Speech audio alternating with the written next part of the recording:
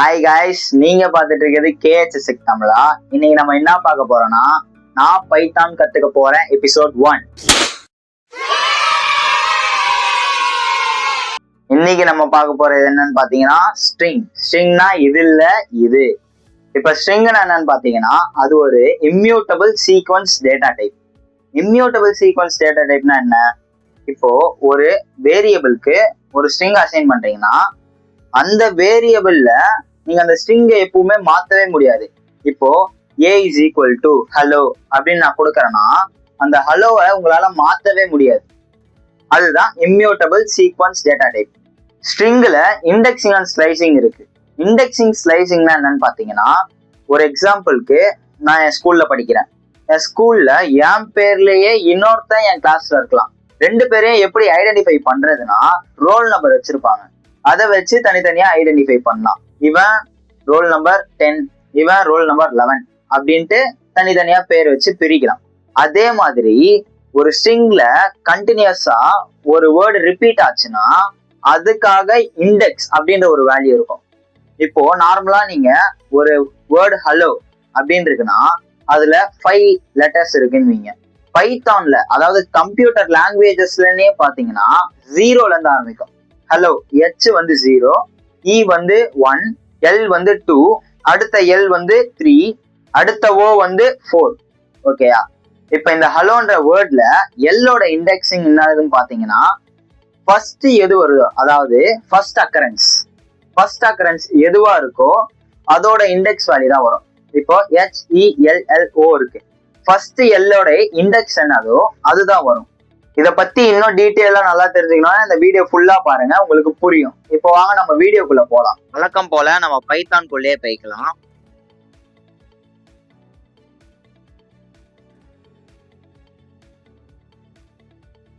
இதுதான் நம்ம பைத்தான், அதாவது இன்டராக்டிவ் மோட். இதுதான். இப்போ நம்ம ஃபர்ஸ்ட் இன்டராக்டிவ் மோட்லயே போவோம், அதுக்கு அடுத்து நம்ம ஸ்கிரிப்ட் மோட்ல போய்ப்போம். இப்போ இன்டராக்டிவ் மோட்ல ஸ்ட்ரிங்கை பத்தி பார்ப்போம். நம்ம முன்னாடியே சொல்லியிருக்கோம், ஸ்ட்ரிங்னா என்னது? It is a sequence of character which is enclosed within a quotes. இதுதான் ஸ்ட்ரிங். இதுக்கு நான் ஏன்ற ஒரு வேரியபிளை கொடுக்கறேன்.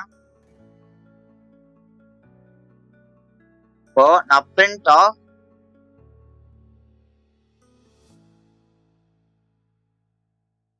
a கொடுத்தனா ஸ்ட்ரிங்னு எனக்கு அவுட்புட் வரும். ப்ரோக்ராமிங்ல லாஜிக் கண்டிப்பா இருக்கணும். இங்க வந்து ஏன்றது ஒரு வேரியபிள், அதை நம்ம கோட்ஸ்குள்ள கொடுக்க கூடாது. அடுத்து நம்ம இப்போ ஸ்ட்ரிங்கோட பில்ட்இன் ஃபங்க்ஷன்ஸ் எல்லாம் பார்த்துட்டு வந்துருவோம். மொத்தம் 21 பில்ட்இன் ஃபங்க்ஷன்ஸ் இருக்கு. அதை நீங்க ஞாபகம் வச்சுக்கணும். அப்பதான் உங்களுக்கு ஒரு டஃப்பான கோடிங்லாம் கொடுத்தாலும் ஈஸியா முடிக்கலாம். இப்போ ஃபர்ஸ்ட் ஃபங்க்ஷன் என்னன்னு பாத்தீங்கன்னா லென். இந்த லென் எதுக்கு யூஸ் பண்ணுவோம்னா, இதுல எத்தனை கேரக்டர் இருக்குன்னு நம்ம பார்க்கறதுக்கு யூஸ் பண்ணுவோம். இந்த லென் வந்து எல்லாத்துக்குமே இருக்கும். ஸ்ட்ரிங், ஃபுல், லிஸ்ட், டிக்ஷனரி எல்லாத்துக்குமே இருக்கும். இப்போ லென் ஆஃப் ஏன்னு நான் கொடுத்தேன்னா எனக்கு 6ன்னு வரும். இப்போ நான் இன்னொரு வேர்டு கொடுத்துக்கிறேன். S is equal to hello world.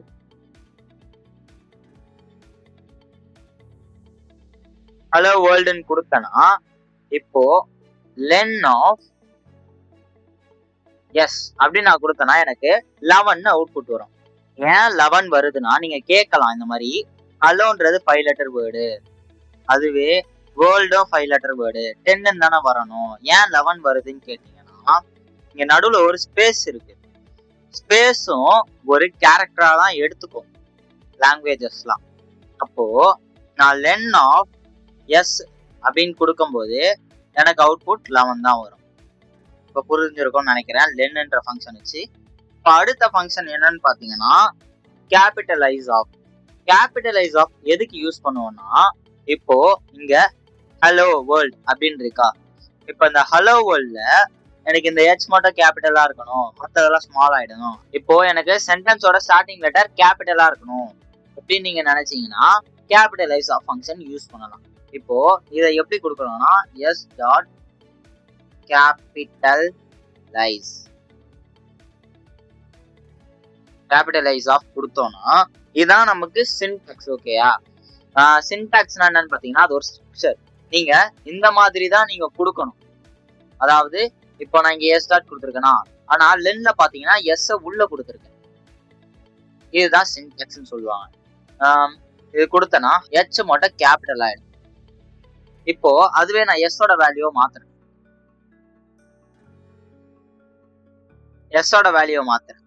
அதாவது எச் ஸ்மாலா, ELLO, டபிள்யூவை கேபிட்டல் வச்சுக்கிறேன். இப்போ அதுவே நான் இந்த சென்டென்ஸுக்கு, அதாவது இந்த வேர்டுக்கு கேபிட்டலைஸ் ஆஃப் பண்றேன்னு வச்சுக்கோங்க.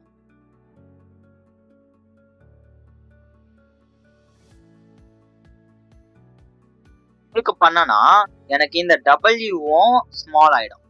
ஏன் பாத்தீங்கன்னா கேபிட்டலைஸ் ஆஃப் ஃபங்க்ஷன் எதுக்கு யூஸ் பண்ணுவோம்னா ஸ்டார்டிங் லெட்டர் மட்டும் கேபிட்டல் பண்றதுக்கு தான் யூஸ் பண்ணுவோம். ஓகேவா? இப்போ உங்களுக்கு கேபிட்டலைஸ் ஆஃப் ஃபங்க்ஷனும் புரிஞ்சிருக்கும்னு நினைக்கிறேன். அடுத்து கவுண்ட் ஆஃப்ன்ற ஒரு ஃபங்க்ஷன் இருக்கு. அதோட சின்டாக்ஸ் என்னன்னு பாத்தீங்கன்னா ஒரு string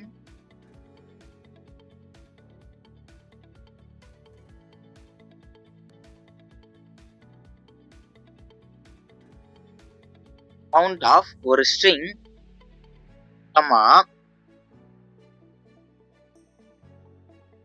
starting point comma ending point.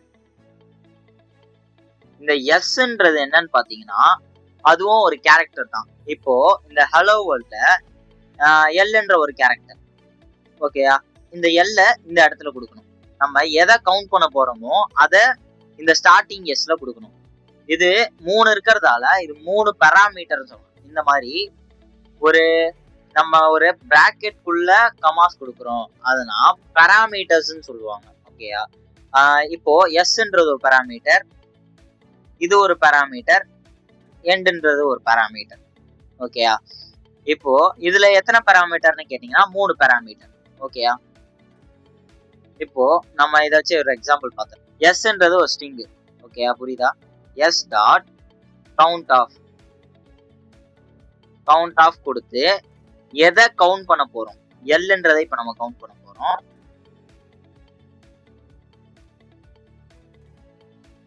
Sorry guys, மைக்ல சார்ஜ் இல்ல, அதனால வாய்ஸ் கேட்காம போயிருக்கும். எனக்கு தெரிஞ்சு இங்க இருந்து நான் உங்களுக்கு சொல்லி தரலன்னு நினைக்கிறேன். இதுல இருந்து நான் உங்களுக்கு அப்படியே நான் சொல்லி தந்துடுறேன். இப்போ இங்க எஸ் டாட் கவுண்ட் ஆஃப் இங்க எல்ஏ கொடுத்து நமக்கு ஏன் எரர் வந்துச்சுன்னா எல்ன்றது ஒரு கேரக்டரை நம்ம சும்மாவே கொடுக்க கூடாது, ஸ்ட்ரிங்ல தான் கொடுக்கணும். அதனாலதான் நம்ம அடுத்த லைன்ல ஸ்ட்ரிங் கொடுத்தவொடனே 3ன்னு நமக்கு அவுட்புட் வந்துருக்கு. ஓகேயா? இப்ப அடுத்த ஃபங்க்ஷன் என்ன பாத்தீங்கன்னா ஃபைண்ட் ஆஃப் என்ன பண்ணுன்னு பாத்தீங்கன்னா எந்த பொசிஷன்ல இருக்குன்னு நமக்கு சொல்லும். எந்த பொசிஷன்ல இருக்குன்னு கரெக்டா. இப்போ இங்க 2 இருக்கா, இது ஹெச்ன்றது 0, ஈன்றது 1, எல்ன்றது 2. அதாவது 2ன்ற பொசிஷனை நமக்கு கொடுக்கும். அதனால்தான் எல்ன்றது கொடுத்த உடனே 2ன்னு வந்திருக்கு. ஏன் 2 வந்திருக்கு, இங்க ஒரு எல் இருக்கு எதுவும் கொடுக்கலாம் நீங்க கேட்டீங்கன்னா ஃபர்ஸ்ட் அக்கரன்ஸா வரும்போது, அதாவது ஸ்டார்டிங்ல வரும்போது மட்டும்தான் அந்த எல்லை மட்டும்தான் நமக்கு எடுத்துக்கும். ஓகேயா? இப்போ இது உங்களுக்கு புரிஞ்சுக்கணும். அடுத்து நம்ம கவுண்ட் ஆஃப் பத்தி பார்ப்போம். கவுண்ட் ஆஃப் போறதுக்கு முன்னாடி இந்த ஃபைண்ட் பார்த்துடணும். இந்த ஃபைண்ட் நான் ஏன் கொடுத்துருக்கேன்னா ஏன் -1 வந்திருக்குன்னு உங்களுக்கு தெரியணும். இங்க ஏன்ற ஒரு வேல்யூ இந்த ஹலோ வேர்ல்ட்ல இல்லாத வேல்யூவை நம்ம கொடுத்தோம்னா -1ன்னு வரும். ஏன் பாத்தீங்கன்னா -1ன்றது நன். அதுக்கு அடுத்து கவுண்ட் ஆஃப் வைக்கலாம். கவுண்ட் ஆஃப்ல எஸ் டாட் அதே மாதிரி தான் இருக்கும், ஃபைண்ட் மாதிரியே தான் இருக்கும். கவுண்ட் ஆஃப் வைக்கலாம். கவுண்ட் ஆஃப் நான் ஏன் மறுபடியும் எடுத்து வந்திருக்கேன்னா உங்களுக்கு ஃபைண்ட்ல இல்லாததை காமிச்சிட்டேன், கவுண்ட்லயும் காமிக்கணும்ல, அதனால இதை ஏ கொடுத்தனா 0. ஏன்னா ஒரு ஏ கூட அங்க இல்லை. இப்ப அடுத்து நம்ம இண்டெக்ஸ் பத்தி போவோம். இண்டெக்ஸ் எதுக்கு யூஸ் பண்ணுவோம்னா ஃபைண்ட் மாதிரியே தான் பொசிஷன்ஸை காமிக்கும். இப்போ s dot index of l எந்த பொசிஷன்ல இருக்கு இதுலயே நம்ம பார்த்துருக்கோம். ஃபைண்ட்ல 2 இருக்கு, அதே 2 தான் இங்க. ஆனா இது ரெண்டுத்துக்கும் என்ன டிஃபரன்ஸ் பாத்தீங்கன்னா இதுல இல்லாத கேரக்டர் நம்ம கொடுத்தோம்னா -1 வரும், இதுல இல்லாத கேரக்டர் கொடுத்தோம்னா நமக்கு வேல்யூ எரர்னு வரும். ஏன்னா அந்த வேல்யூவே அங்க இல்லை, அதனால வேல்யூ எரர்னு நமக்கு வரும். ஓகேயா? புரிஞ்சிருக்கும்னு நினைக்கிறேன். இப்போ அதுக்கடுத்து இஸ்ஸால்னம் ஃபங்க்ஷன் போக போறோம். இஸ்ஸால்னம் ஃபங்க்ஷன்னா என்னன்னு பாத்தீங்கன்னா அது ஆல்பபெட்டாவா இருக்கணும், நம்பராவா இருக்கணும். அதனாலதான் பேர் இப்படி கொடுத்துருக்காங்க. ஆல் நம், ஆல்னா ஆல்பபெட், நம்னா நம்பர். ஓகேயா? இதுல ஏன் இஸ் நடுவுல வருதுன்னு பாத்தீங்கன்னா இது ஒரு ஐடென்டிட்டி ஆப்ரேட்டர். ஐடென்டிட்டி ஆப்ரேட்டர்னா பாத்தீங்கன்னா ஈக்குவல் டு மாதிரி. இது இப்போ இந்த எக்ஸாம்பிள் இங்க இருக்கு பாருங்க. Small A is capital A அப்படின்னா ரெண்டுமே ஈக்குவலா. நான் உங்களுக்கு இது புரியணும்னா ஏ அப்படின்றதுக்கு கம்ப்யூட்டருக்குலாம் ஒரு வேல்யூஸ் இருக்கும். கேபிட்டல் ஏக்கு 65 அப்படின்ற ஒரு ஆஸ்கி வேல்யூ இருக்கும். அது பேர் நம்ம ஆஸ்கி வேல்யூன்னு சொல்லுவோம். நான் உங்களுக்கு சைட்ல போடுறேன், அது பாருங்க. ஸ்மால் ஏ வந்து அதோட ஆஸ்கி வேல்யூ வந்து 97. ஓகேயா? உங்களுக்கு புரிஞ்சிருக்கும்னு நினைக்கிறேன். நீங்க ஸ்மால் ஏக்கு 97. ஓகேயா? அதாவது 97 இஸ் 65 ஃபால்ஸ் தானே? அதுதான் இங்க ஃபால்ஸ் வந்து. இப்போ அதுல 97 இஸ் 97னா ட்ரூ தான் வரப்போகுது. இதுல என்ன டவுட்? அதுதான். இப்போ இன் ஆப்ரேட்டர். இன் ஆப்ரேட்டர் என்னன்னு பாத்தீங்கன்னா மெம்பர்ஷிப் ஆப்ரேட்டர்னு சொல்லுவோம். இதுல இன்னு நாட் இன் ரெண்டு இருக்கு. ஓகேயா? இப்போ ஏ இன் ஏஇஐஓயு, ஏன்றது ஏஇஐஓயுக்குள்ள இருக்கு. அதனால நமக்கு இங்க ட்ரூன்னு வந்து. ஓகேயா? இது வி, வி வந்து ஏஇஐஓக்குள்ள இருக்கா? இல்ல, அதனால ஃபால்ஸ். அதுக்கடுத்து இதெல்லாம் நம்ம ஆஸ்கி வேல்யூஸ்லாம் உங்களுக்கு தெரியல, நான் எப்படி கண்டுபிடிக்கலாம்னா இப்போ கேர் ஆஃப் 55. எனக்கு ஏன் இங்க எரர் வந்திருக்குன்னா நான் எஸ்கியூஎல்லையும் பைத்தானையும் குழப்பிட்டேன். அதனால எஸ்கியூஎல்ல சிஹெச்ஏஆர்னு யூஸ் பண்ணுவோம், பைத்தான்லாம் நம்ம சிஹெச்ஆர் யூஸ் பண்ணுவோம். சிஹெச்ஆர் ஆஃப் 65னா என்னது? ஏ. ஓகேயா? முன்னாடி சொன்னதுதான். வேணா சைட்ல டேபிள் இருக்கு, பாத்துக்கோங்க. சிஹெச்ஆர் ஆஃப் 97னா ஏ, அதாவது ஸ்மால் ஏ. இப்போ இங்க ஏ இருக்கா? ஸ்மால் ஏ நம்ம கொடுத்துருக்கோம், அது ஒரு வேரியபிள், இது கேரக்டர் கிடையாது. ஏ இஸ் ஈக்குவல் டு S12. இதே நான் ஏன் உங்களுக்கு கொடுத்துருக்கேன்னா இந்த இஸ்ஸால்னம்ன்ற ஃபங்க்ஷன் நமக்கு ட்ரூன்னு காமிக்கணும், அதுக்காக கொடுத்துருக்கேன். இப்போ இதுல ஆல்பபெட்டும் இருக்கு, நம்பரும் இருக்கா. அப்போ இஸ்ஸால்னம் கொடுத்தா நமக்கு ட்ரூ தானே வரப்போகுது. புரியுதா இப்போ உங்களுக்கு? இப்போ நான் சொல்லி தந்தது உங்களுக்கு புரியான்னு நினைக்கிறேன். இப்போ நம்ம பார்த்துருக்கிறது வெறும் பேசிக்ஸ் தான். இன்னும் நம்ம ஃபங்க்ஷன்ஸ் நம்ம அடுத்த வீடியோல பார்க்கலாம். நான் சொல்லி தந்தது கண்டிப்பா உங்களுக்கு புரிஞ்சிருக்கும்னு நினைக்கிறேன். புரியலன்னா ஒரு சில டவுட்ஸ் உங்களுக்கு கண்டிப்பா இருக்கும், அதை நீங்க கமெண்ட் பாக்ஸ்ல நீங்க சொல்லுங்க. நான் அடுத்த வீடியோல நான் உங்களுக்கு கிளியர் பண்ணிடுறேன் அந்த டவுட்ஸ்லாம். பைத்தான்ல லாஜிக் கண்டிப்பா முக்கியம். லாஜிக் இல்லைன்னா அவுட்புட் வராது. இந்த வீடியோவை உங்க ஃப்ரெண்ட்ஸ்க்கோ ஷேர் பண்ணி அவங்களே இதை கத்துக்க சொல்லுங்க. தேங்க்யூ.